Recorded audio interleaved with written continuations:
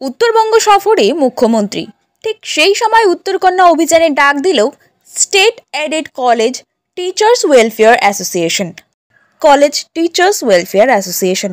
মূলত মোট 10 দফা দাবিতে এই দিন এই অভিযান বলে জানা যায়, যার মধ্যে হেলথ ইন্স্যুরেন্স, মহিলা সুরক্ষা সহ বেশ কিছু জোরালো দাবি তুলে ধরা হয়। এই দিনের এই অভিযানে উত্তরবঙ্গের বিভিন্ন কলেজ থেকেই শিক্ষক শিক্ষিকারা শিলিগুড়ির জলপাইমোড়ে জমায়েত করেন এবং সেখান থেকে এক মিছিলের মধ্য দিয়ে উত্তরকন্যার উদ্দেশ্যে রওনা দেন সকলে।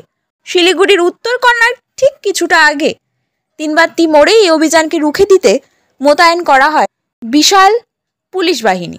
পাশাপাশি তিনবাত্তি মোড়ে আগে ভাগেই ব্যারিকেড বসিয়ে দেওয়া হয় এবং এই অভিযান সেখানে পৌঁছতেই অভিযানকারীদের আটক করে দেয় পুলিশ। অভিযানকারীরা পৌঁছে তাদের 10 দফা দাবির স্মারকলিপি প্রদান করেন।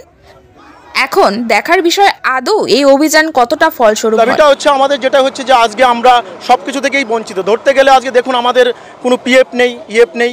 তারপরে আমাদের হচ্ছে কলেজগুলিতে কীভাবে চলছে সেটা একটা সমস্যা।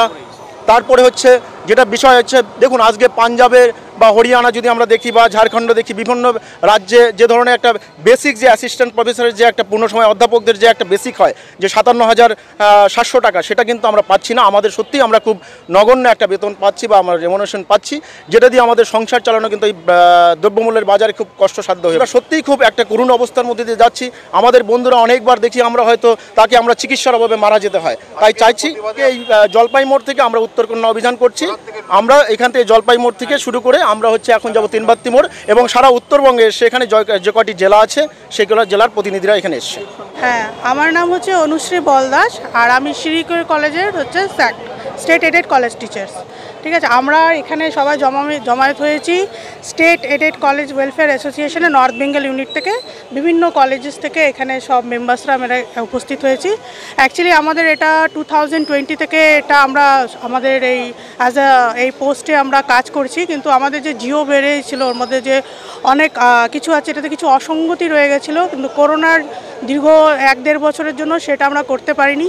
তারপরে আমাদের ট্রান্সফার রিলেটেড কিছু, যে বিশেষ করে মহিলাদের একটু ট্রান্সফার রিলেটেড প্রবলেম রয়েছে। তো এইসব দাবি দাবা নিয়ে আমরা উত্তরকন্যায় সিএম অফিসে গিয়ে একটা ডেপুটেশন জমা দিতে যাচ্ছি।